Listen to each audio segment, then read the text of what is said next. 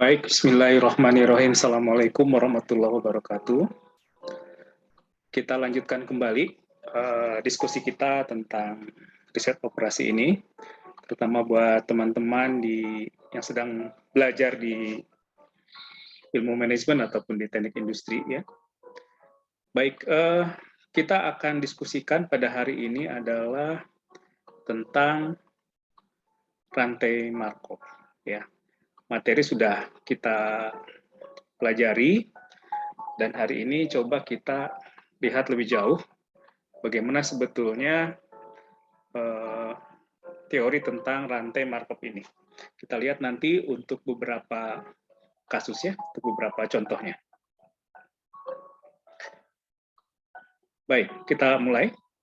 Ini adalah tutorial sebagai komplement dari materi yang sudah kita bahas bersama tentang rantai Markov ini. Oke, seperti yang sudah kita pahami, ini adalah ilmu yang klasik, ya, rantai Markov ini. Sejak tahun 1896 itu dikembangkan. Dalam mata kuliah teori probabilitas, kita mengenal adanya probabilitas bersyarat, begitu.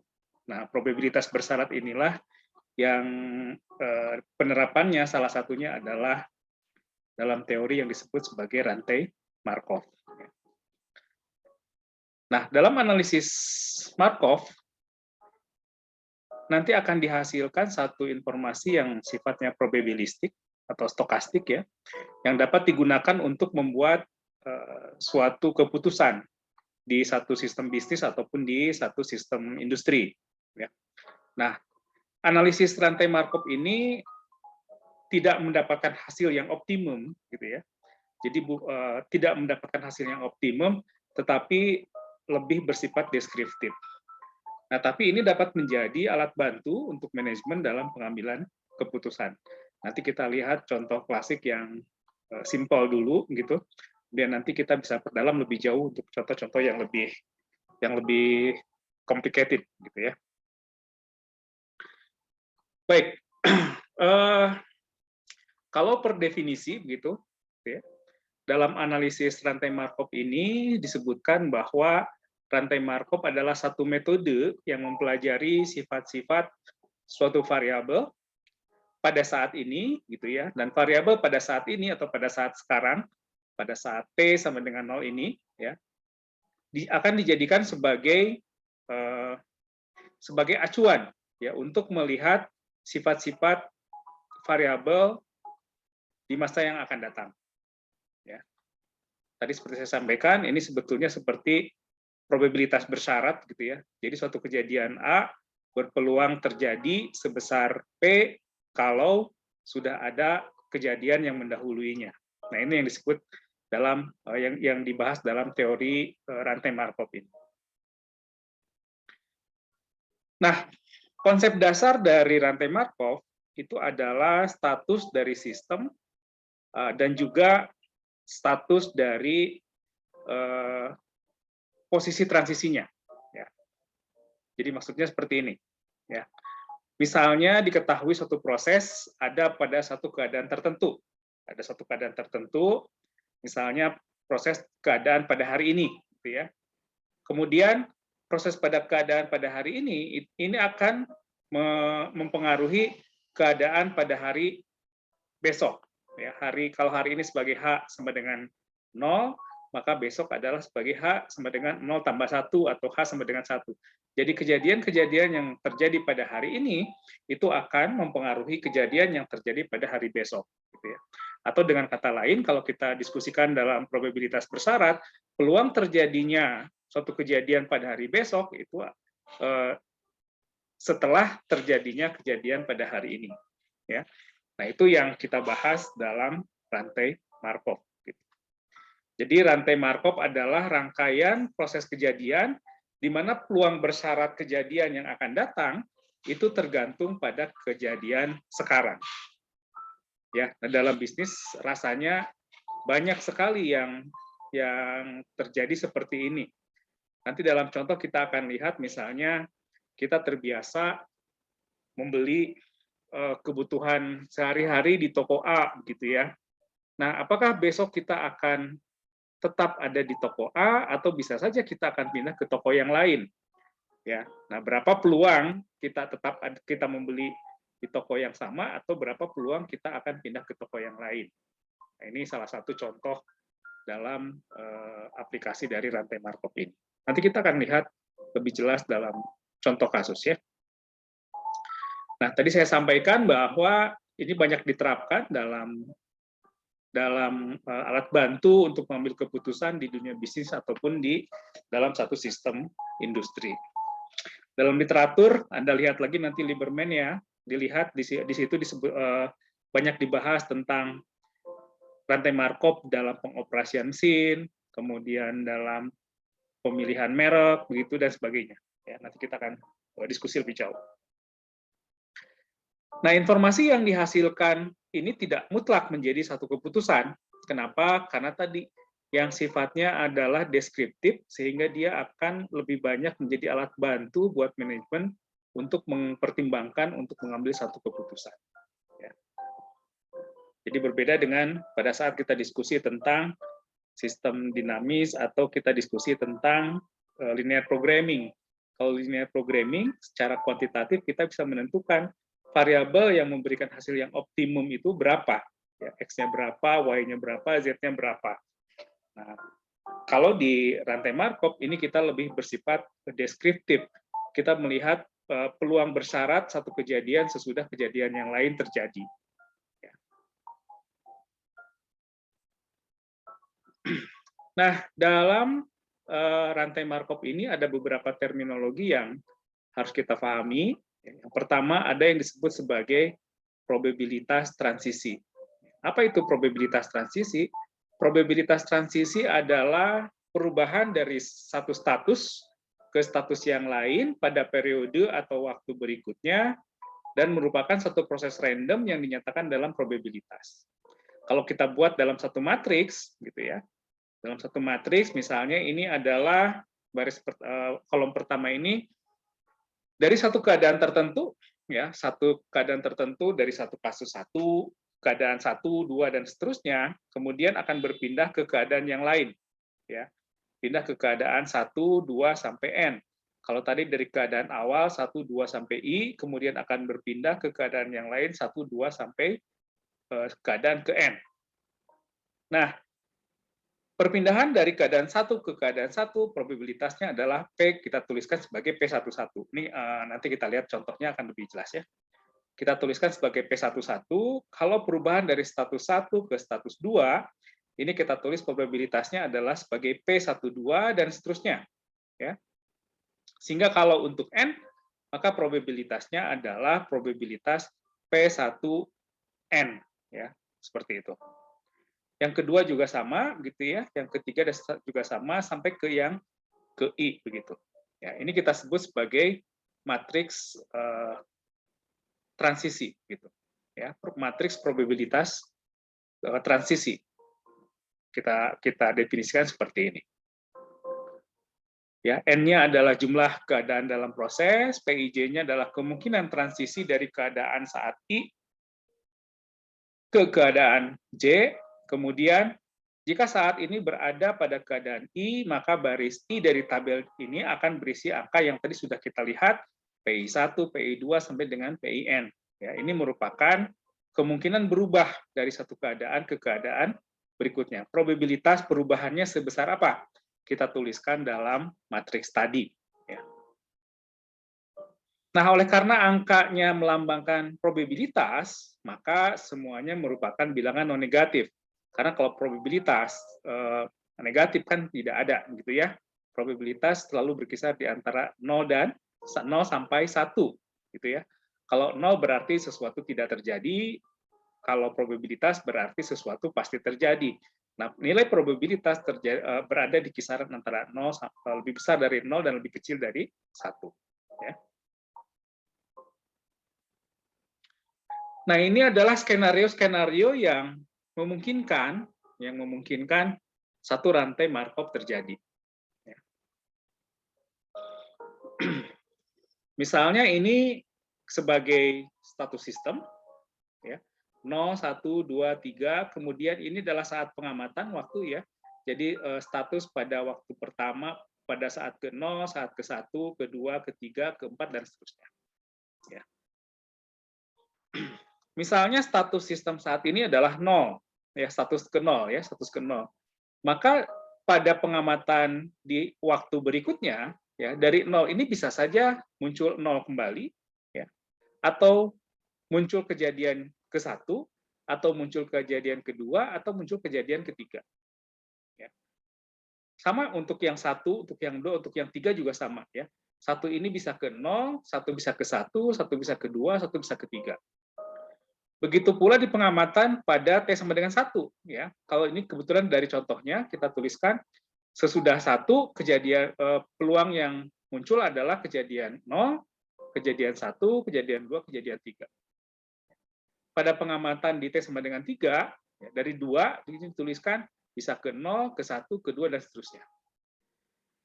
Nah, nilai probabilitasnya, ini kita bisa tuliskan, di sini adalah kalau kejadian pada saat T sama dengan 0-nya adalah 0, kejadian ke 0, maka di berikutnya adalah 0, kita tuliskan sebagai probabilitas P00. Ya. Kalau dari 0 ke 1, kita tuliskan sebagai P01, dan seterusnya. Ya. Ini adalah skenario pertama yang mungkin terjadi. Yang kedua, oke, saya lanjutkan dulu ya. Yang kedua bisa juga seperti ini. Ya. Dari kejadian ke 0 pada saat T sama dengan 0, mungkin pindah ke 0, ke 1, ke 2, ke 3, begitu ya.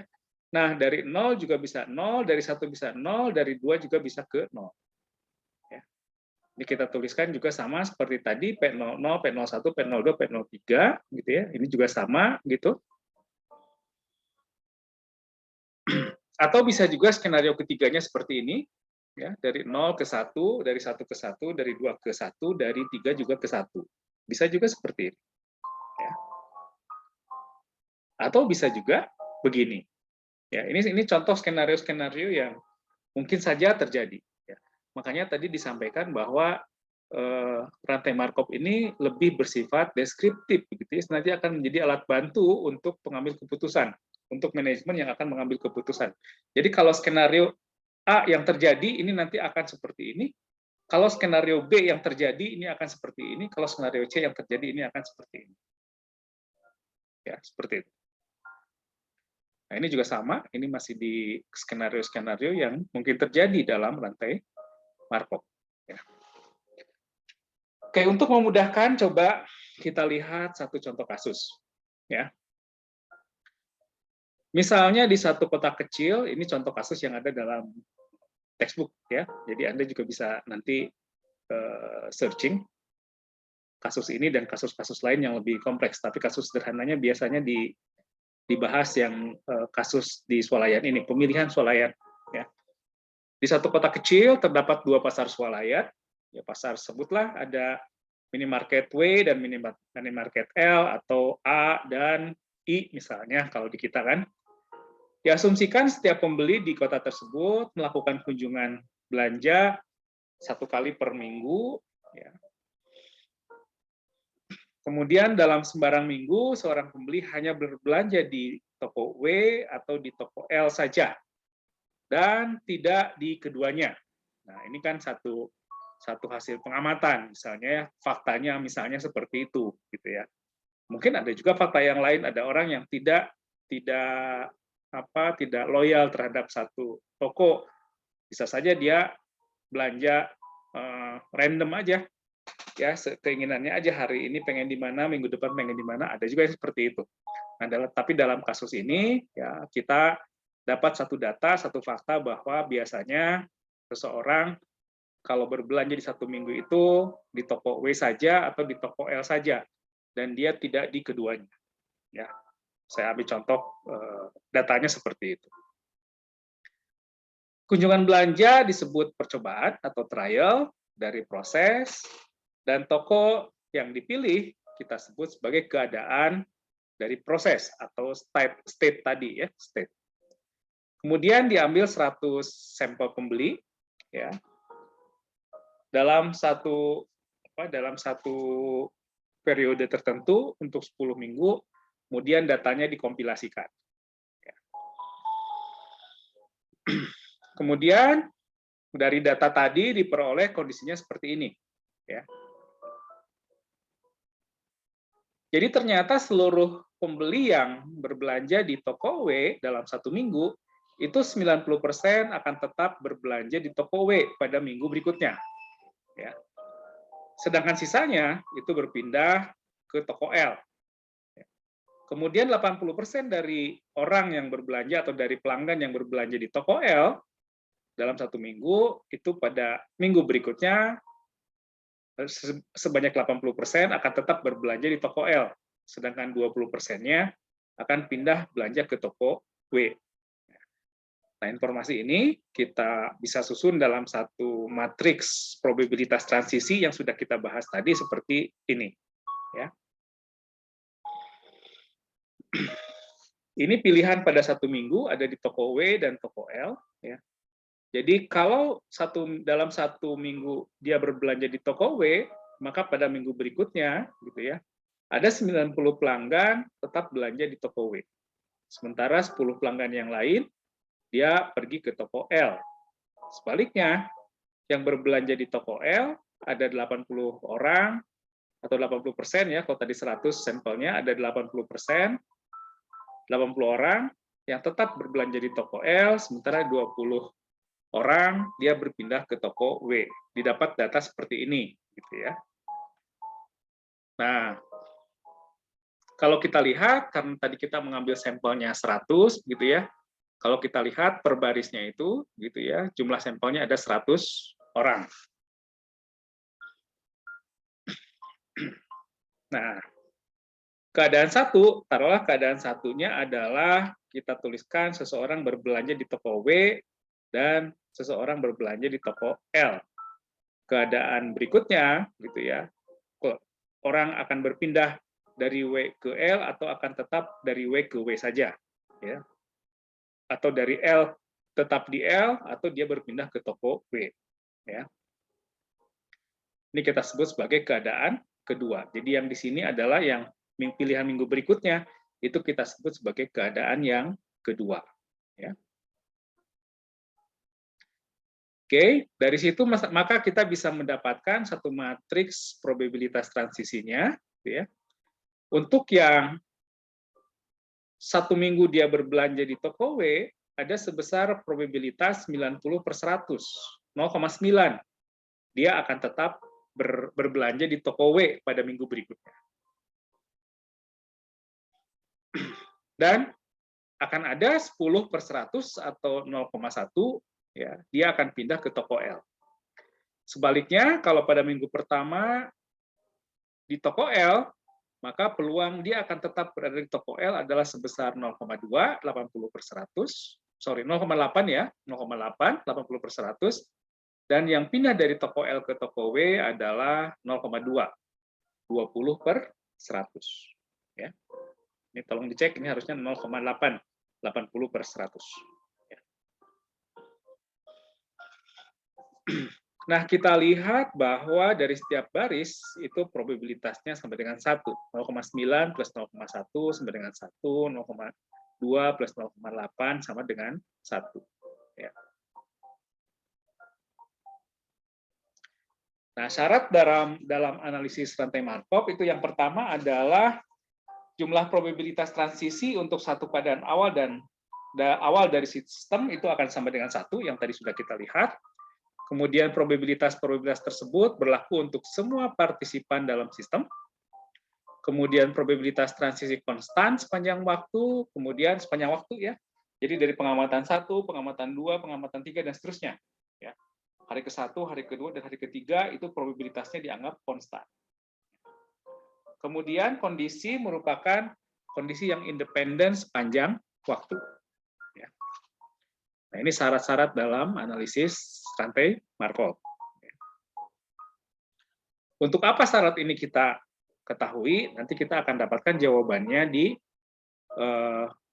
probabilitas, pohon probabilitas untuk contoh kasus berikut ini. Ya, kita akan lihat. Nah, probabilitas tree atau pohon probabilitas ini merupakan cara yang mudah untuk menggambarkan transisi dengan jumlah terbatas dari satu proses Markov. Ya.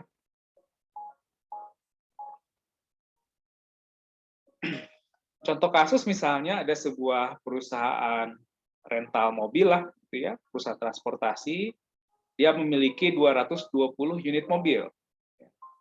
Namun diperoleh fakta gitu ya dari hasil pengamatan bahwa tidak semua mobil dapat beroperasi dikarenakan mesinnya rusak. Ya. Nah, data mobil yang sedang beroperasi kita sebut mobil yang narik gitu ya, dan mobil yang rusak atau kita sebut sebagai mobil yang mogok itu diperoleh seperti ini datanya. Statusnya status saat ini kondisinya narik, hari ke-1 ada 120, hari kedua ada 144. Yang statusnya mogok, hari ke-1 ada 100, hari kedua ada 76. Jadi kalau kita lihat di hari ke-1 yang narik ada 120, yang mogok ada 100, sehingga total mobil ada 220. Sama seperti contoh di persoalannya. Di hari kedua, yang nariknya ada 144, yang mogoknya ada 76, sehingga total mobilnya juga sama dengan 220. Ya. Dalam waktu 2 hari, terdapat perubahan data. Ya. Mobil yang tadinya beroperasi, ternyata di hari kedua bisa saja rusak. Begitu pula mobil yang di hari pertama rusak, pada hari kedua bisa saja dia menjadi beroperasi. Ya. Nah, dapat data seperti ini, pada hari ke-1 narik, begitu ya. Kalau pada hari ke-1-nya narik, beroperasi maksudnya, kemudian di hari keduanya dia tetap narik, itu ada 70 mobil. Hari ke-1 narik, di hari kedua mengalami mogok, itu ada 50 mobil. Kalau hari pertamanya mogok, hari keduanya narik, itu ada 74 mobil. Kalau hari pertamanya mogok, kemudian hari keduanya juga tetap mogok, itu ada 26 mobil. Sehingga kalau kita lihat jumlahnya, ya 120 tambah 100, ini ada 220 tetap, sesuai dengan populasi mobil yang dimiliki oleh perusahaan tersebut. Ya. Jumlah yang narik di hari kedua ada 144, jumlah yang mogok di hari kedua ada 76, sehingga totalnya adalah 220. Oke, itu data yang kita ketahui. Nah, misalnya kita ingin melihat, ya, ingin menjawab pertanyaan-pertanyaan, 5 pertanyaan ini. Yang pertama, kita buatkan probabilitas transisinya. Yang kedua, kita hitung probabilitas di hari ketiga narik, jika di hari pertama narik. Ya, jadi hari ketiga dia beroperasi, jika di hari pertamanya dia beroperasi. Ini yang kita sebut tadi probabilitas bersyarat, ya, peluang bersyarat. Probabilitas di hari ketiga narik jika di hari pertamanya juga narik. Yang ketiga adalah probabilitas di hari ketiga mogok jika di hari pertamanya narik. Nah, selalu ada itu ya, jangan lupa ada probabilitas bersyaratnya, jikanya itu. Kemudian probabilitas di hari ketiga narik jika di hari ke-1 mogok, dan probabilitas di hari ketiga mogok jika di hari ke-1 mogok. Paham ya persoalannya ya? Oke. Pertama kita buat dulu untuk jawaban yang bagian A, ya. Kita buat matriks probabilitas transisi.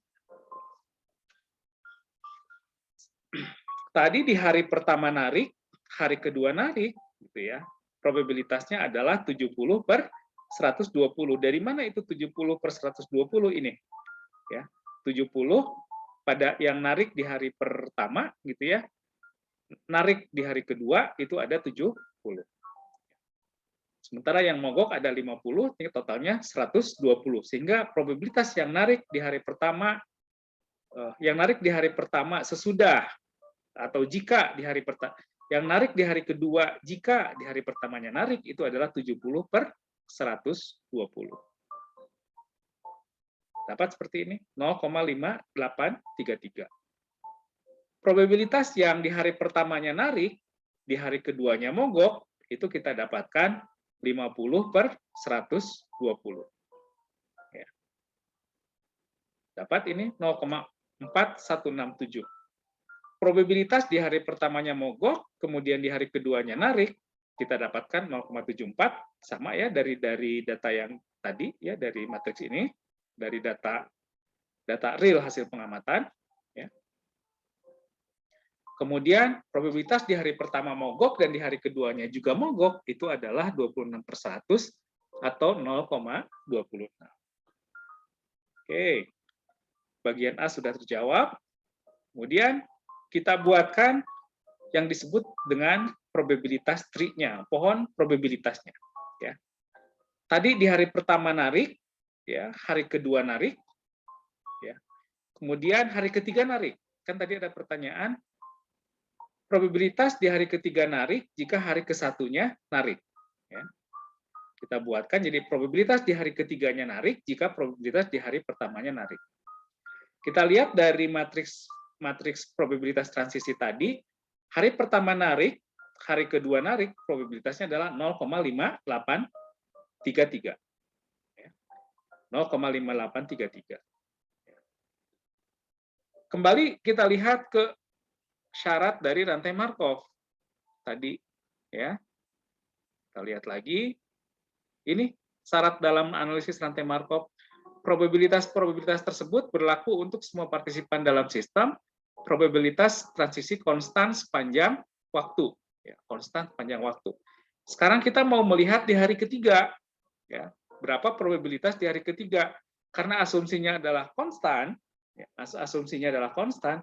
maka probabilitas narik di hari ketiga jika di hari keduanya narik itu akan sama dengan probabilitas narik di hari kedua jika di hari pertamanya narik, adalah sebesar 0,5833.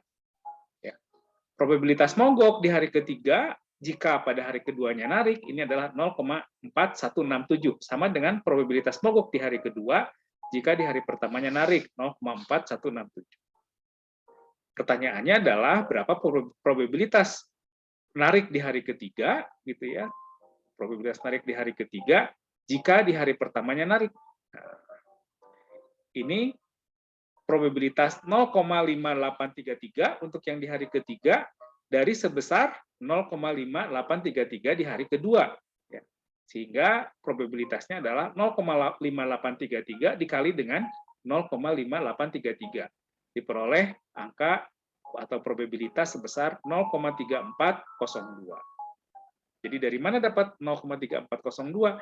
Itu adalah probabilitas dia narik di hari ketiga jika hari kedua narik sebesar 0,5833 dikalikan dengan probabilitas narik di hari kedua jika di hari pertamanya narik 0,5833. Sehingga dapatkan 0,3402. Paham ya sampai situ?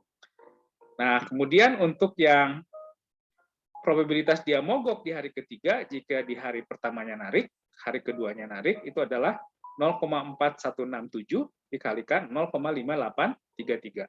Kita dapatkan 0,2431. Dengan cara yang sama, ya kita hitungkan probabilitas dia narik di hari ketiga, hari keduanya mogok, hari pertamanya narik, ya itu adalah sebesar 0,74 dikalikan 0,4167. Dapat 0,3084. Kemudian untuk yang kedua, probabilitas mogok jika di hari kedua mogok, di hari pertama narik, 0,26 kalikan 0,4167. Dapat 0,1083. Paham ya? Oke, ini terjawab ya jika hari ke-1 narik gitu ya. Ini untuk yang jika hari ke-1-nya mogok, gitu ya, probabilitasnya seperti ini, sama kita hitung dengan cara yang sama. Kalau hari pertama mogok, probabilitas dia narik tadi sudah diperoleh di matriks sebelumnya, 0,74. Kalau dia mogok di hari kedua, hari pertama mogok, probabilitasnya adalah 0,26. Nah, sekarang kalau dia narik, kemudian hari ketiga narik, tadi sama 0,5833, ya, sehingga probabilitas dia di hari ketiga narik, hari pertamanya mogok, hari keduanya narik, ini adalah 0,5833 dikalikan 0,74. Dapat 0,4316. Ya. Yang lain juga sama, silakan nanti dicek lagi. Sehingga dari situ kita bisa peroleh ya, dari gambar probabilitas tree ini, pohon probabilitas ini dapat kita dapatkan. Untuk pertanyaan yang B, probabilitas hari ketiga narik, jika hari ke-1 narik, itu adalah 0,3402 ditambah dengan 0,3084.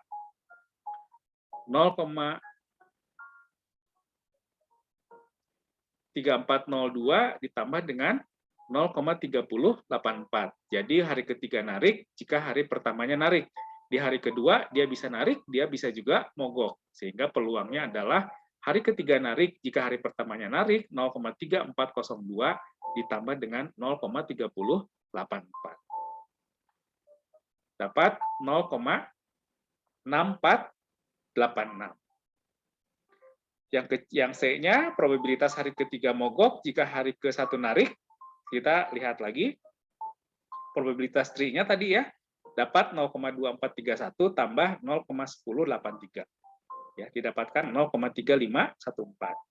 Yang D-nya dapat 0,624 dan yang E-nya dapat 0,376. Baik, itu mungkin ya, silahkan dicermati lagi pembahasan tentang komplement dari rantai Markov ini. Ya. Rasanya sangat menarik, nanti tentu saja Anda eksplor lebih jauh untuk kasus-kasus yang lebih complicated. Ya. Tadi kebetulan hanya contohnya adalah alat angkut atau mobil kondisi operasi atau mogok. Ya, pengamatannya hanya sampai hari ketiga. Bagaimana kalau pengamatannya sampai hari ke-30 harus atau sampai hari ke-60 gitu ya. Atau sampai tahunan. Nah, tentu tidak cukup kalau hanya menggunakan tree probability atau probabilitas atau pohon probabilitas. Ada teknik yang lain yang mungkin nanti akan kita bahas lebih lanjut. Kalau materinya sudah kita diskusikan sebelumnya. Ya. Semoga bermanfaat buat teman-teman. Ya, selamat belajar. Terima kasih. Assalamualaikum warahmatullahi wabarakatuh.